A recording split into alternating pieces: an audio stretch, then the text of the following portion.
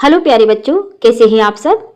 आज हम जिज्ञासा बुक का अध्याय 2 जीव जगत में विविधता के बारे में समझेंगे। देखते हैं, यहाँ सुभाषित का एक संस्कृत का श्लोक दिया हुआ है। छाया मनस्य कुर्वन्ति निष्ठन्ति स्वमात्वे फलयम्पि परास्थाय वृक्षः सत्पुरुषः एव। अर्थात बड़े वृक्ष दूसरों को तो छाया देते हैं, परंतु स्वयं कड़ी धूप में खड़े रहते हैं। उन्हें फल भी दूसरों के लिए होते हैं, अपने लिए नहीं। उसी प्रकार अच्छे मनुष्य भी स्वयं कठिनाई सहकर दूसरों का कल्याण करते हैं। उन्होंने जो कुछ भी अर्जित किया है वे दूसरों को ही दे देते हैं। कि हमारा जो जीवन है फल वृक्ष की तरह होना चाहिए। जैसे वृक्ष अपना सारा जीवन दूसरों को समर्पित कर देते हैं। कैसे? वृक्ष से देखो हम फल मिलता है, वो हमें ऑक्सीजन देते हैं, बदले में लकड़ियां देते हैं, है ना। तो वृक्ष से हमें सब कुछ प्राप्त होता है, अपना सब कुछ अर्पण कर देते हैं हमें। मतलब यदि वो सूख भी जाते हैं ना तो उनकी लकड़ी का भी यूज हम कर लेते हैं। ऐसा कल की सुखद वर्षा के पश्चात आज यह सुहानी सुबह है। विज्ञान की शिक्षिका सुलेखा ने विद्यालय में प्रकृति की सैर को सुगम बनाने के लिए डॉक्टर रघु और मनीराम चाचा को आमंत्रित किया है। डॉक्टर रघु पास की अनुसंधान प्रयोगशाला में एक वैज्ञानिक हैं। जो डॉक्टर रघु पास है वो रघु जी है, वो अनुसंधान प्रयोगशाला में एक वैज्ञानिक है। मनीराम चाचा कौन है? मनीराम चाचा विद्यालय के पास में ही रहने वाले एक वरिष्ठ नागरिक है। मनीराम चाचा पक्षियों की ध्वनि की नकल करने में विशेषज्ञ हैं। मतलब वो चिड़ियाओं की आवाज निकाल लेते हैं। आपको भी आती है ना विभिन्न प्रकार की आवाजें निकालना, वैसे ही वह विभिन्न प्रकार के पौधे और जंतुओं की पहचान करने में निपुण है। विद्यार्थियों को प्रकृति की सैर पर ले जाने से पहले डॉक्टर रघु ने उन्हें बताया कि इस सैर का उद्देश्य प्रकृति में पौधे और जंतुओं की सुंदरता और विविधता का अनुभव करना है। विद्यार्थी उनके प्रकृति की सैर पर जाने के लिए उत्साहित हैं। प्रकृति की सैर मतलब जैसे अपन पिकनिक पे जाते हैं ना, छोटा सा पिकनिक मनाने चले जाते हैं, कभी सब मिलकर वहां जाके, छोटी सी पार्क है या छोटा सा जंगल है, वहां जाएंगे, सब मिलकर खाना खाएंगे, घूमेंगे, मस्ती करेंगे। ऐसा वे उनसे बातचीत करने और सीखने के लिए भी उत्सुक है। शिक्षिका ने सभी विद्यार्थियों को परामर्श दिया कि वे अपने साथ क्या लेके जाना है। उनको नोटबुक, पेन, पानी की बोतल लेकर चले। जैसे जैसे वे चलते वे अपने आसपास के पौधों और जंतुओं की खोजबीन करना आरंभ कर देते। डॉक्टर रघु विद्यार्थियों को उद्यान यानी पार्क में गंध की विशेषता को महसूस करने के लिए कहते हैं कि सुनो, तुमको आप लोगों को किस तरह की गंध आ रही है। वे इस बात पर भी बल देते हैं कि हम सभी जीवित प्राणियों का सम्मान करें, उनसे छेड़छाड़ न करें, उनका अवलोकन करें। मनीराम चाचा विद्यार्थियों से कहते हैं कि वे न केवल विभिन्न पौधों और जंतुओं को देखें, बल्कि ध्यान से विभिन्न ध्वनियों को भी सुने। क्या कह रहे हैं कि जैसे पार्क में गए तो हम उस पार्क की खुशबू को महसूस करें। मिट्टी की सूंधी सूंधी खुशबू आती है तो हम खुशबू को महसूस करें। विभिन्न प्रकार की ध्वनि, जो चिड़िया चहचहा रही है, और आसपास की विभिन्न प्रकार के पेड़ पौधे हैं, विभिन्न प्रकार के पत्ते उन पेड़ हैं, उनको ध्यान से भी देखें। जिनमें घास, झाड़ियां, बड़े वृक्ष शामिल है। वे वृक्षों की शाखाओं पर बैठे विभिन्न प्रकार के पक्षियों, एक फूल से दूसरे फूल पर मंडराती तितलियों, एक वृक्ष से दूसरे वृक्ष पर कूदते बंदरों का भी अवलोकन करते हैं। अवलोकन मतलब देखते हैं। वे अपने अवलोकनों को अपनी नोटबुक में अंकित करते हैं। बच्चे देख रहे हैं और उनको जो जो समझ आ रहा है, जो दिख रहा है, उनको वो लिखते जाते हैं अपनी कॉपी पर। और डॉक्टर रघु और मनीराम चाचा ने उनके बारे में चर्चा करते हैं। विद्यार्थी विभिन्न पक्षियों का कलरव माने चहचहाट सुनते हैं। डॉक्टर रघु बताते हैं कि प्रत्येक पक्षी की अपनी एक अलग चहचहाट होती है। माने हर पक्षी अलग बोलता है, अलग तरीके की आवाज निकालता है। यह प्रकृति की विविधता का एक उदाहरण है। विविधता मतलब अलग अलग तरीके का, विविधता मतलब वैरायटी, अलग होना, अलग अलग, हर पक्षी अलग अलग ध्वनि। कौवे की आवाज सुनी होगी आपने, कौवा अलग बोलता है, तोता अलग बोलता है, मैना अलग बोलता है, छोटी चिड़िया अलग बोलती है ना। सबकी भाषा है, अलग अलग तरीके की वो आवाज निकालती है। डॉक्टर रघु मनीराम चाचा से कुछ पक्षियों की ध्वनियों की नकल करने का अनुरोध करते हैं, क्योंकि हमें पता है जो मनीराम चाचा है किसकी आवाज निकालते हैं, पक्षियों की विभिन्न प्रकार की आवाज निकाल लेते हैं, वो नकल करते हैं। मनीराम चाचा विभिन्न पक्षियों की ध्वनियों की नकल करते हैं। उन्हें देखकर विद्यार्थी भी उनकी नकल करने लगते हैं। क्या आपने कभी अपने आसपास विद्यमान विभिन्न प्रकार के पौधे, जंतुओं का अवलोकन किया है? अपने अवलोकनों को अपने मित्रों और शिक्षकों के साथ साझा कीजिए और उन पर चर्चा भी कीजिए। 2.1 में देखेंगे हमारे आसपास के पौधे और जंतुओं में विविधता। क्रियाकलाप 2.1 आइए खोजें और अंकित करें। खोजें मतलब हम उस चीज को देखें और अंकित करें माने हम उसको लिखें भी। अपने शिक्षक के साथ मिलकर विद्यालय के उद्यान या आसपास के उपवन में प्रकृति की सैर पर कार्यक्रम बनाइए। प्रकृति की सैर करते समय विभिन्न पौधे, कीट, पक्षी, जंतुओं का अवलोकन करें। साथ ही मौसम की परिस्थितियां, जैसे गर्मी का मौसम है कि ठंड है कि तेज हवा है, इत्यादि को भी लिखे। वो कह रहे हैं अपने टीचर्स के साथ में थोड़ा सा घूमने निकले बाहर, और जो बाहर का वातावरण है उसके बारे में आप नोट करते चले, कैसा माहौल है, आपको क्या क्या दिख रहा है, इस तरीके का। आप भूमि पर गिरे हुए अलग अलग प्रकार के पत्ते, फूलों को एकत्रित करें और स्क्रैप बुक बना सकते हैं। अब स्क्रैप बुक क्या है? स्क्रैप बुक एक प्लेन कागज वाला एक बुक होता है जिसमें अपन विभिन्न प्रकार के फूल, पत्ते जो आपका मन कर रहा है उनको लेकर और टेप से उनको अपने बुक पर चिपका लेते हैं। नोटबुक पर कॉपी रहती है, उस पर चिपका के बनाते हैं। प्रकृति में पौधे, जंतुओं के साथ छेड़छाड़ न करें, उनका ध्यान रखें। सुनिश्चित करें कि आप उद्यान में फूल पत्ती न तोड़ें। मतलब ऐसे नहीं कि हम तितली को पकड़ने लग जाएं और उसको मार दें, है ना, और फूल पत्तियां तोड़ लें, उनका नुकसान कर दें। विभिन्न पौधे में तने, पत्तियां, फूलों और किसी भी अन्य रोचक जानकारी के बारे में अवलोकन को तालिका 2.1 में दिए गए रिक्त स्थानों में अंकित करें। आपके लिए 2.1 और तालिका 2.1 में कुछ उदाहरण दिए हैं। देखिए, हमको एक उदाहरण दिया है। ये छोटा सा पौधा है, क्या दिख रहा है? ये घास है और तुलसी है और गुड़हल है। घास, तुलसी और गुड़हल का पौधा है यहाँ पर, है ना। तो अपन इस चीज को देखें। यहाँ देखिए, यहाँ दिख रहा है ना, घास है और तुलसी है और एक गुड़हल का फूल है। ठीक है। कुछ पौधों की विभिन्न विशेषताओं का उदाहरण। हमारे आसपास उपस्थित विभिन्न पौधों का अवलोकन, जैसे स्थानीय नाम। सामान्य घास, कोमल तना उसका कैसा रहता है? कोमल। पत्तियां कैसी रहती है? तने के विभिन्न बिंदुओं से एकांतरित रूप से एक पत्ता निकला रहता है ना। और इसमें क्या रहता है? फूल। अन्य अवलोकन करें। और पत्ती कैसी है? इस तरीके से तुलसी कैसा है? कठोर है, पतला है। पत्तियां जोड़ी में एक दूसरे के सम्मुख व्यवस्थित होती हैं। और इसके फूल कैसे हैं? गुलाबी या बैगनी। गुड़हल का कठोर है। और इसके बारे में हमको यहाँ ये तालिका दी हुई है, इसको हमको भरना है और इसके बारे में समझना है। आगे हम करेंगे इसको भी। आपने जिन पौधों का अवलोकन किया है उनमें क्या सामान्यताएं हैं, आप और क्या विभिन्नताएं पाई है? आपने देखा होगा कि पौधों में विभिन्न प्रकार की विशेषताएं पाई जाती है।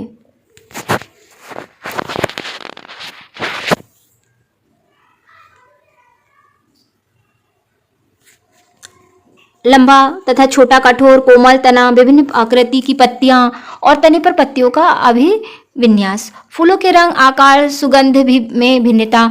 अब सैर के समय देखें। सैर के समय क्या देखना है? देखिए,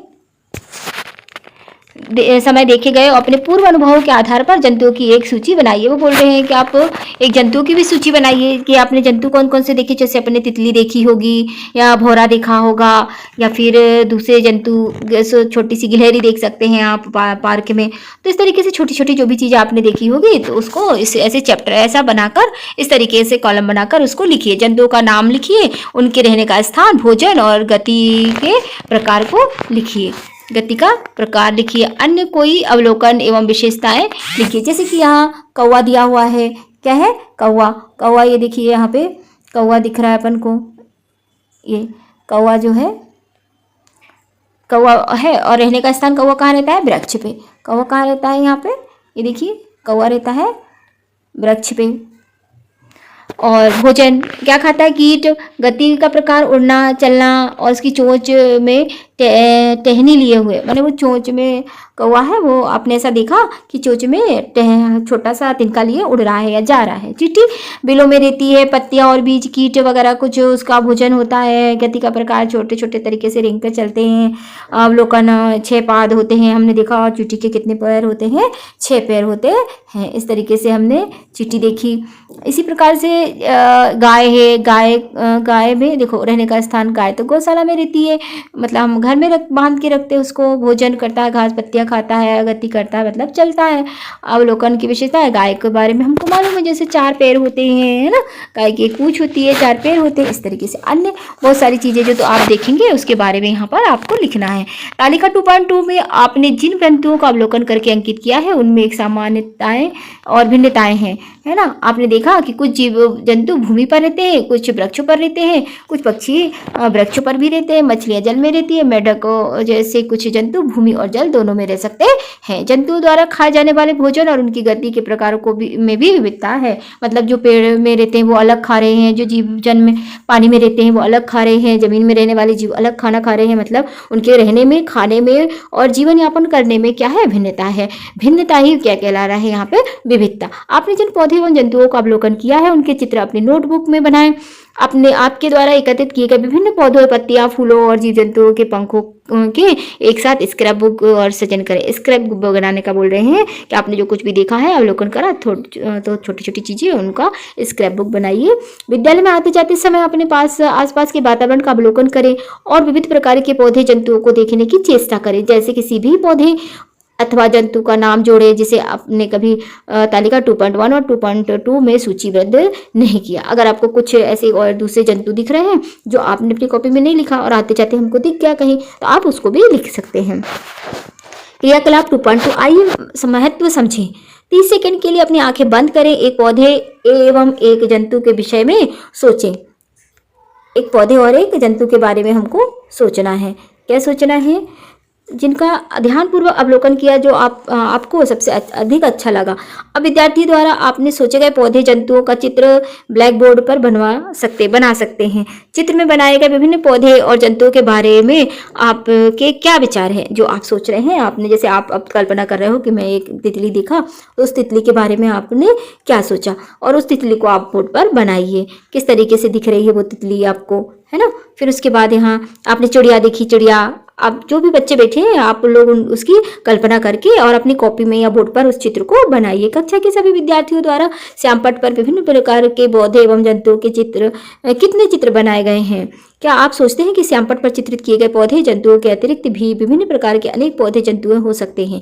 किसी विशेष क्षेत्र में पाए जाने वाले छोटे पौधे एवं जंतुओं की विविधता उस क्षेत्र की जैव विविधता का भाग होता है। किसी क्षेत्र की जैव विविधता में प्रत्येक सदस्य की एक अलग भूमिका होती है। जैसे जैव विविधता मतलब जो, जैसे एक क्या बोला, अतिरिक्त जगह है। एक जगह है जिसमें विभिन्न प्रकार के जीव जंतु में भिन्नताएं हैं। एक जगह है उसमें पेड़ पौधे भी हैं, छोटे चिड़िया भी है, जीव है, जंतु है, सभी प्रकार के, और उन सभी में भिन्नता है। सभी अलग है एक दूसरे से। क्या एक जैसे थे? क्या नहीं। हमने तितली देखी वो उड़ रही, चिड़िया उड़ रही, छोटा सा हमने फिश देखा, मछली देखी वो तालाब में तैर रही, है ना, छोटा सा। तो सब अलग अलग है, उनका खाना, रहना और उनकी जो संरचना है, आकार है, वो सब अलग है। लेकिन एक क्षेत्र में विशेष में यदि पाए जा रहे हैं तो जैव विविधता का भाग होता है। किसी क्षेत्र की जैव विविधता में प्रत्येक सदस्य की एक अलग भूमिका होती है। सब लोगों की भूमिका अलग अलग है। कुछ पेड़, कुछ पक्षियां जंतुओं को भोजन और आश्रय प्रदान करते हैं, कुछ फल खाने के बाद बीज फैलाने में सहायता करते हैं इत्यादि। क्या आप ऐसे कुछ अन्य उदाहरण सोच सकते हैं जिससे पता चले कि पौधे और जंतु एक दूसरे पर निर्भर रहते हैं? देखो, पौधे और जंतु एक दूसरे पर ही निर्भर रहते हैं। हम ज़्यादातर पौधे पर निर्भर रहते हैं। हमको लगभग हर चीज़ जो है ना, खाने से लेकर हर जीवन की उपयोगिता वाली चीज़ें सब लगभग हमको पेड़ पौधे से मिलती है। आपको पता है ना, हम सांस लेते हैं तो ऑक्सीजन भी कौन देता है? पेड़ पौधे देते हैं ना। भोजन करते हैं तो वो भी हमको पेड़ पौधे से मिलता है। फल हमको पेड़ से मिलता है ना। आम के पेड़ से मिलता है ना, और कहीं से बाजार से लाते खरीद के, पर उगता कहाँ पर है? पेड़ पर ही उगता है। आप अपनी नोट पर और पुस्तकों को समूहों में कैसे व्यवस्थित करेंगे?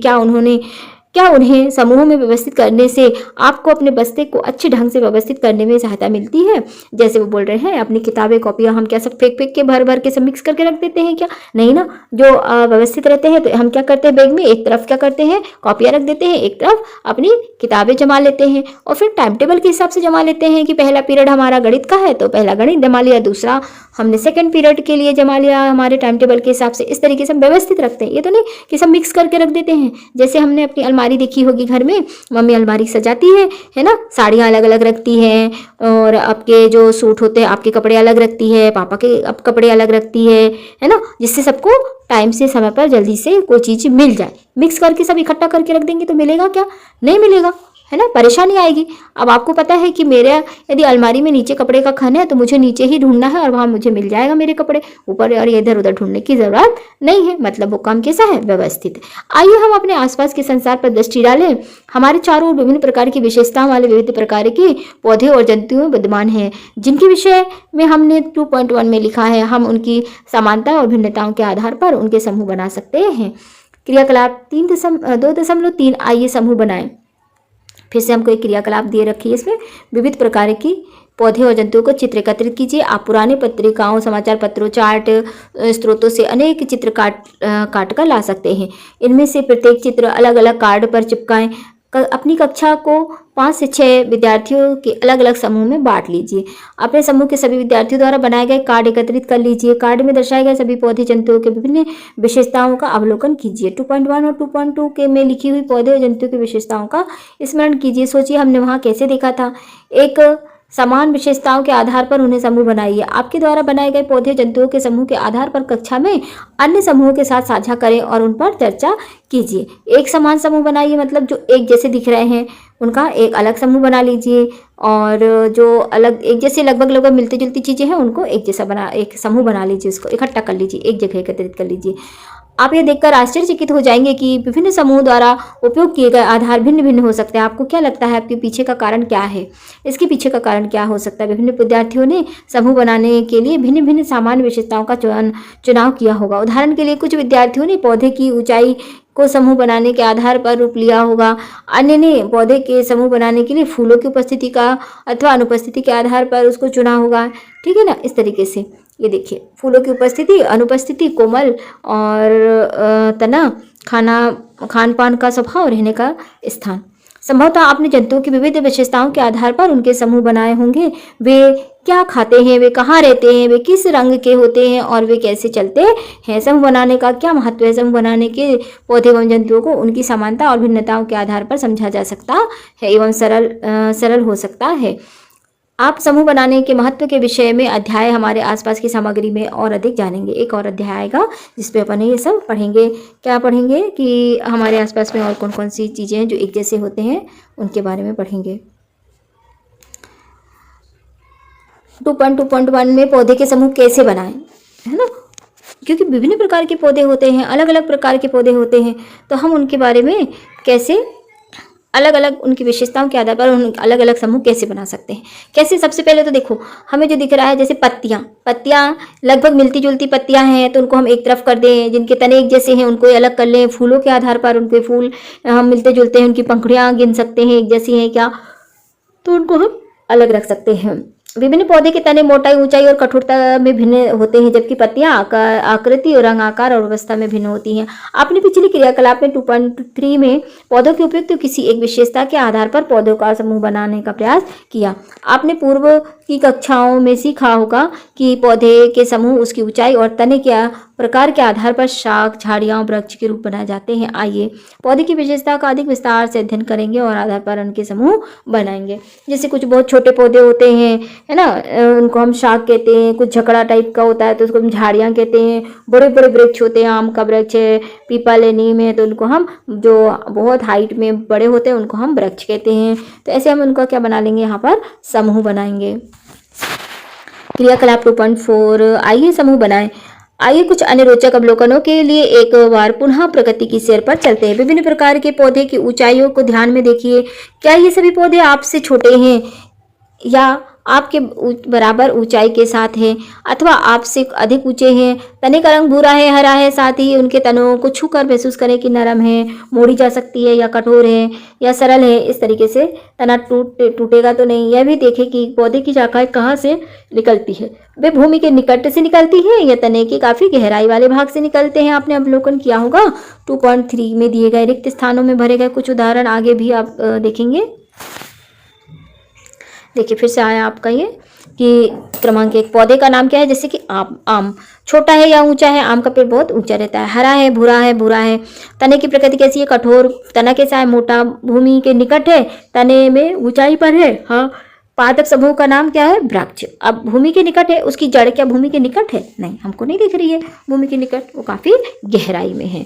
गुलाब मध्यम है, भूरा है, कठोर तने प्रकृति कैसी है? उसका कठोर है, तना कैसा है? पतला। भूमि के निकट है उसकी जड़ें, हाँ, तो तने की ऊंचाई कैसी है? ऊंचाई बहुत ऊंचाई नहीं है, मीडियम है, तो वो कैसा हो जाएगा? मध्यम है, तो वो झाड़ी। टमाटर छोटा सा, हरा, कोमल और पतला, हाँ, ऊंचाई कैसी है टमाटर का? छोटा सा, और रंग कैसा? हरा। कठोर एवं कोमल, तना कैसा होता है इसका? पतला। भूमि के निकट उसकी जड़ें होती हैं, हाँ, तो तना टमाटर का कैसा आपने पौधा देखा हो? छोटा सा, तो जो हम कहेंगे शाख। इस तरीके से और भी लिख लेंगे हम, है ना, पौधे, और भी पौधे का नाम लिखते जाएंगे और इसमें बना लेंगे और लिख लेंगे। आपको शाख, झाड़ी और वृक्षों के बीच क्या अंतर दिखाई दिया? तालिका 2.3 में दी गई जानकारी के आधार पर हम पौधे के समूह शाख, झाड़ियाँ और वृक्ष के रूप में कैसे बना सकते हैं?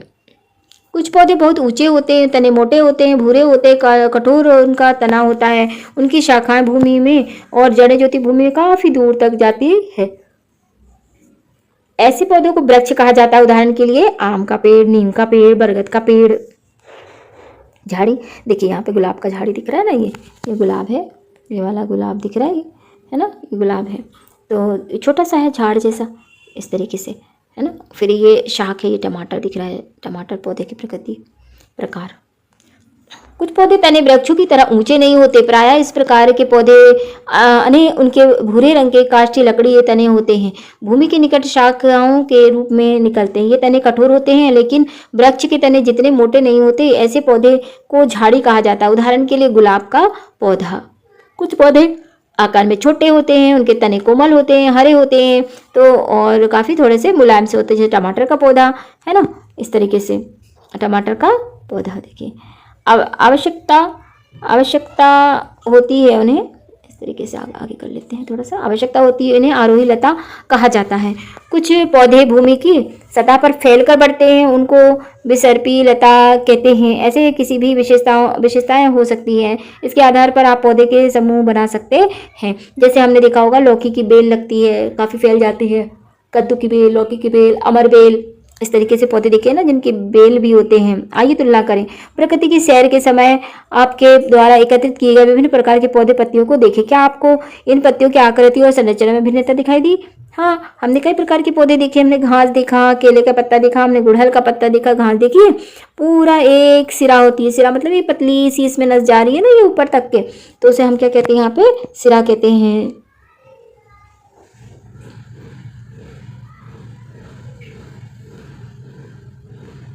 देखिए, ये सिरा।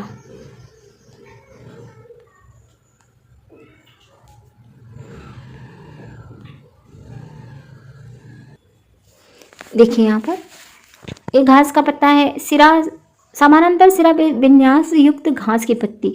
जैसे ये घास का पत्ता कैसा बना, जैसे ये पतला सा लंबा जा रहा है ना, और इसमें एक सिरा है, मतलब ऐसे बीच में से जो एक लाइन जा रही है, ये इसकी सिरा है। ऐसे लाइन से जा रही जो एक, ये सिराएं कहलाती है, पतली पतली, ठीक है। तो समानांतर सिरा विन्यास युक्त घास की पत्ती होती है।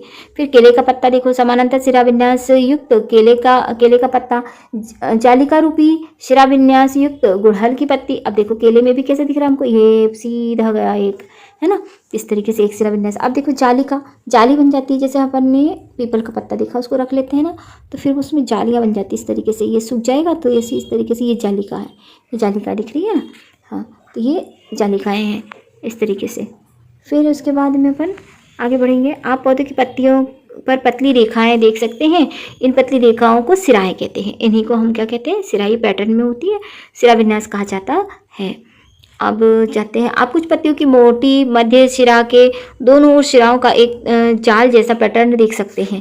इस पैटर्न को जालिका रूपी सिरा विन्यास कहते हैं। जालिका रूपी सिरा विन्यास, जैसे मैंने इसमें बनाया था ना, ये वाला, इस वाले में, तो इसमें जालिका सिरा विन्यास बना था, जालियाँ बन जाती है सिराओं में। आप सिराओं द्वारा दर्शाए गए पैटर्न को सिरा विन्यास कहा जाता है। आप कुछ पत्तियों की मोटी मध्यम सिराओं के दोनों ओर सिराओं का एक जाल जैसा पैटर्न भी देख सकते हैं, जिसे जालिकावत सिरा विन्यास कहते हैं। उदाहरण के लिए गुड़हल की पत्तियां एक सिरा विन्यास से पैटर्न को प्रदर्शित करती है। आप देख सकते हैं कि विभिन्न पत्तियों की सिराएं समानांतर चलती हैं। अलग अलग चलती है। किसी की शिलान्यास कैसी होती है, एक समानांतर होती है, किसी की जालिकाबद्ध होती है।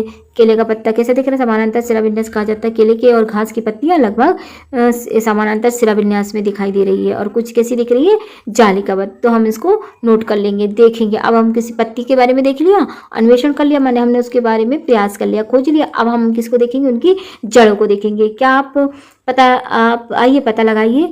2.6, आप किसी ऐसे खुले मैदान में जाइए जहां जंगली शाख और घास उग रहे हों। इस अभ्यास के लिए आप छोटे शाखों का उपयोग कर सकते हैं।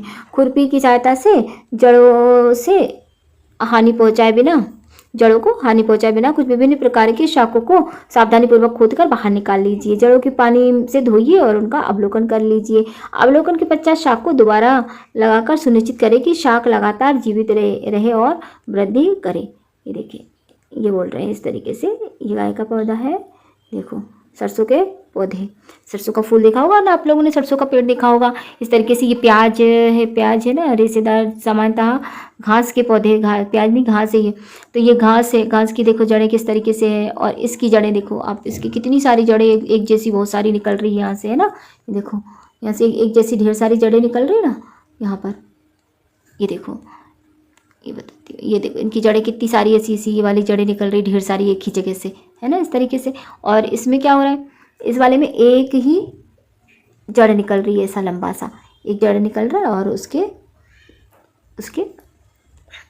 ये देखो जड़ों में अंतर है ना। इसकी कितनी सारी जड़ें एक जगह से निकल रही है, और ये वाली जड़ें एक लंबी सी जड़ है, और उसमें से थोड़े से छोटे छोटे एक दो इधर उधर से निकल रहे हैं, और ये ढेर सारे एक साथ। तो ये झाड़ियों की तरह है, इसलिए इसका नाम रख दिया झकड़ा जड़। और ये हो गई मूसला जड़। झकड़ा जड़ जैसे घास को खाड़ो तुरंत जड़ें बाहर निकल आती है। आपके द्वारा एकत्रित किए गए पौधों की जड़ों में क्या समानता देखी गई। देखिए जब तक हम देख रहे हैं तो हमने अभी तक के पत्तियों को देखा, फिर उसके बाद हम लोगों ने अब अपन जड़ देख रहे हैं। तो जड़ें दो प्रकार की हो रही हैं, कौन सा, मूसला जड़ और झकड़ा जड़। इस तरीके से हमने जड़ों को देखा, दो प्रकार की जड़ें हैं। आइए ढूंढें, विश्लेषण करें। आपने विद्यालय नर्सरी में पौधाघर अन्य नर्सरी के 5 सामान्य पौधे एकत्रित करें। विद्यालय के उद्यान में जाएं और गेंदा, सदाबहार और ज्वारांकुश जैसे कुछ पुष्प पौधों को लेके आए, मतलब कुछ पौधों को उखाड़ के लेके आए, फिर हम उनकी जड़ों के बारे में भी अवलोकन करेंगे। पौधे का नाम है लेमन घास। घास का अच्छा पत्तियों के सिरा विन्यास कैसा होगा, समानांतर, और जड़ कैसी होगी, झकड़ा जड़। अगर हमने यहाँ पे लिख दिया दूसरा नीम, तो अब नीम यदि यहाँ पर होगा, देखो यहाँ अगर होगा नीम, यहाँ हम लिखते हैं नीम, यहाँ हम लिख देते हैं मान लो नीम, है ना। तो अब यदि हमने यहाँ नीम का पौधा लगाया, नीम लिखा, तो उसकी नीम की पत्तियाँ किस तरीके से होंगी, या फिर अपन लिख देते हैं यहाँ पीपल। और तो इसकी जड़ कैसी होगी, इसका जड़ जो हो जाएगा, देखो यहाँ पे जड़ें कैसी रहेंगी, यहाँ पे रेशेदार जड़ होगा या झकड़ा जड़ होगा। यहाँ पे जड़ कौन सी होंगी, इसकी मूसला, कौन सा, मूसला जड़, मूसला जड़, है ना। यहाँ अपन मान लो इसको अपन कर देते हैं क्या, पीपल। इस पीपल से समझ में जाएगा, पीपल का पत्ता हम लोगों ने देखा रहता है, ये हो गया मूसला जड़, ठीक है ना। इस तरीके से मूसला जड़। ऐसे अलग अलग प्रकार के हमें पौधे के नाम लिखने हैं और उनका सिरा विन्यास लिखकर, और दूसरी जगह हमको ये जड़ें भी बतानी है कि उनकी जड़ें किस तरीके से मूसला है या झकड़ा जड़ें हैं, इस तरीके से। क्या आपने किसी पौधे के बीज जड़ के प्रकार के पत्ती के सिरा विन्यास के समानांतर संबंध है, सभी बीज एक जैसे होते हैं। अब हम इसी प्रकार से बीज को भी देख लेंगे, क्या बीज सब जैसे एक जैसे होते हैं, क्या बीज एक जैसे होते हैं, क्या बीज, इसमें देखिए बीज भी दो प्रकार के हमको बीज दिख रहे हैं। देखिए ये 2 दल बीज पत्र जो होता है ना, ये बीज के, ये इसको बीज पत्र कहते हैं। यहाँ से ये क्या है, बीज पत्र, बीज पत्र। ऐसे हमने देखे हैं, जैसे चना हो गया, आपने देखा होगा गेहूं है, चना है, ये बीज पत्र, एक ये और एक ये, माने एक बीज को तोड़ा तो एक बीज के अंदर से एक ऐसा और एक ऐसे, ऐसे 2 प्रकार के बीज निकलते हैं। और दूसरा जो होता है वो साबुत रहता है, इसको हम 2 भागों में तोड़ नहीं सकते, टूटता ही नहीं है वो, ऐसा भी होता है। ऐसा हमने नॉर्मल देखा ही है। अब कैसे देखा है हमने, देखिए आपने बीज ले लेनी है कौन कौन सी, जैसे गेहूं का बीज, चावल का बीज, चावल ले लिया, गेहूं ले लिया, चने की दाल ले ली। तो जितनी भी दालें होती हैं वो दालें इस प्रकार से 2 भाग में बट जाती है, इनका एक बीज पत्र कहलाता है। अगर वो बराबर 2 बीज पत्र में बट गए तो उन्हें हम कहते हैं द्विबीजपत्री, और दूसरा जो नहीं बट सकते, इनको बराबर 2 भागों में नहीं तोड़ सकते, वो कहलाते एक बीजपत्री। जैसे मक्का को आप बीज से तोड़ोगे भुट्टे को, मतलब उसके दाने को, तो 2 पत्र में नहीं टूटेगा। लेकिन ये जो चना है, आपने देखा चना हो गया, मटर हो गया, जो दालें होती हैं वो 2 टुकड़ों में, बराबर 2 टुकड़ों में बट जाती हैं, है ना। ना, राजमा हो गया, ये इनके बीजपत्र है। तो जो 2 भागों में बट जाते हैं उन्हें द्विबीजपत्री, और जो नहीं बचते उन्हें एक बीजपत्री कहते हैं। जंतु के समूह कैसे बनाएं? पौधे की भांति जंतु भी एक दूसरे से बहुत भिन्न होते हैं।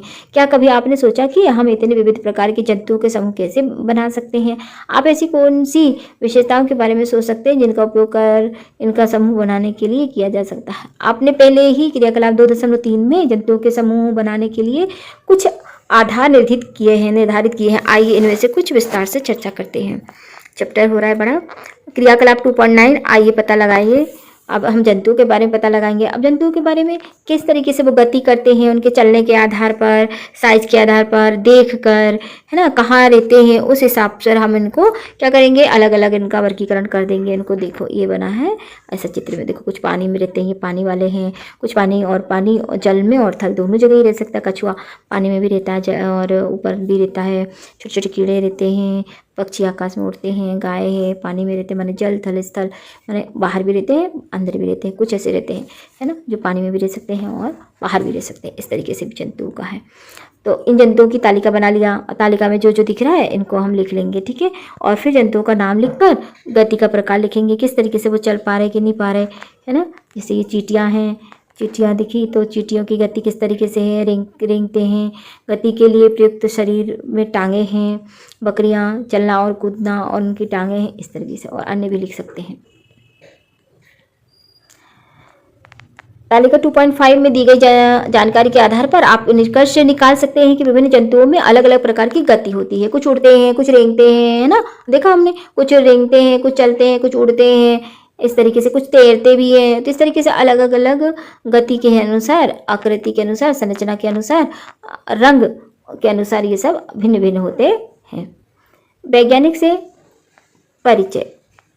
जानकी अम्माल 1897 और 1984 एक भारतीय वनस्पति शास्त्री थी जो पर्यावरण संबंधी कार्यों के प्रति समर्पित थी। उन्होंने भारत के पौधों की समृद्ध जैव विविधता का प्रलेखन और संरक्षण करने में सहायता की। उन्होंने साइलेंट वैली बचाओ आंदोलन में महत्वपूर्ण भूमिका निभाई। भारतीय वनस्पति सर्वेक्षण प्रमुख के रूप में उन्होंने भारत में पौधों की विशेषताओं का प्रलेखीकरण करने का कार्य की शुरुआत की। देखिए, ये भी हमारी भारत की एक वैज्ञानिक थी, वनस्पति शास्त्री। वनस्पति शास्त्री मतलब जो पेड़ पौधों के बारे में ज़्यादा जानकारी रखते हैं, उन्हें वनस्पति विज्ञान कहते हैं। वो वैज्ञानिक थी। सफलता की कहानी। साइलेंट वैली बचाओ आंदोलन क्या था? यह केरल में पालक्काड़ जनपद के एक जंगल की वनस्पति कहानी है, वास्तविक कहानी है, सॉरी। यह अछूत सुंदर अर्ध सदाबहार जंगल और उनकी समृद्ध जैव विविधता को संरक्षित करने के विषय में है। प्रसिद्ध साइलेंट वैली को उन आमजनों द्वारा चलाए गए एक अद्वितीय आंदोलन द्वारा बचाया गया जो जंगल के आसपास भी नहीं रहते थे। यह संघर्ष कुंतीपुड़ा नदी के समीप एक जल विद्युत बांध के प्रस्ताव के विरुद्ध 10 वर्षों तक जारी रहा।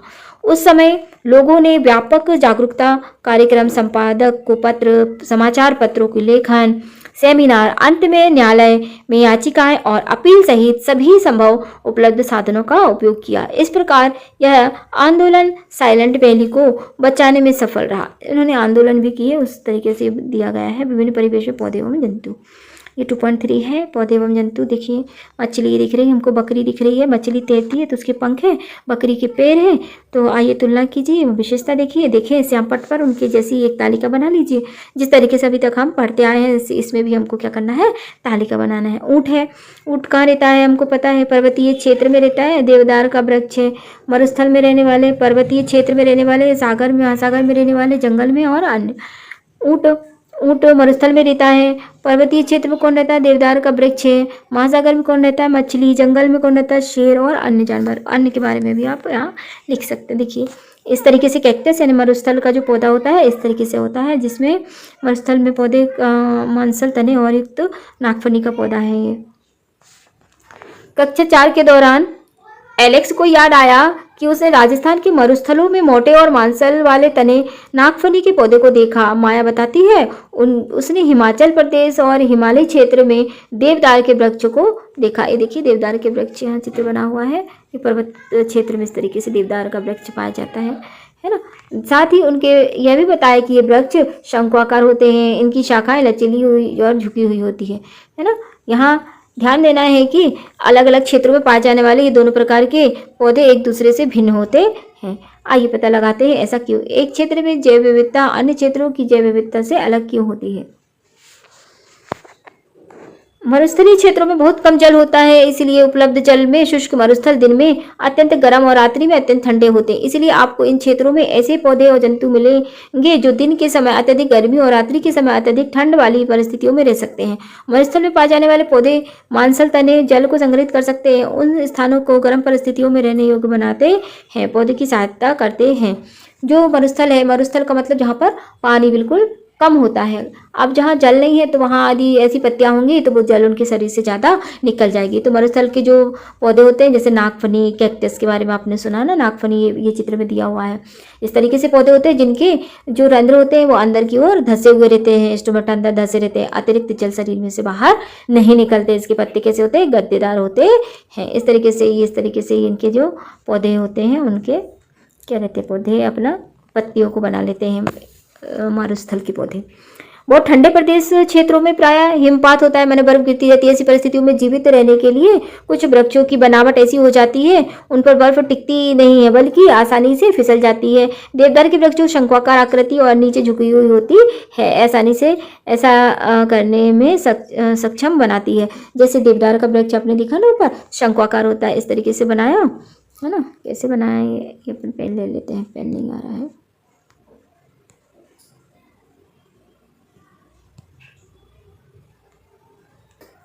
देखिए शंक्वाकार इस तरीके से है ना, ऐसे ऐसे। जब इसमें बर्फ़ पड़ती है ना तो इनके बर्फ़ इसमें टिकती नहीं है, बर्फ़ नीचे की ओर गिर जाती है इसमें से, है ना। और अगर मान लो पेड़ पे कैसे वैसे बड़े बड़े पत्ते होंगे, ऐसे बड़े बड़े पत्ते होंगे तो इसमें ज़्यादा बर्फ़ जमा होकर रहेगी, तो पेड़ कैसे हो जाएंगे, ख़राब हो जाएंगे, बचेंगे ही नहीं बेचारे, है ना, वो ठंड में मर जाएंगे।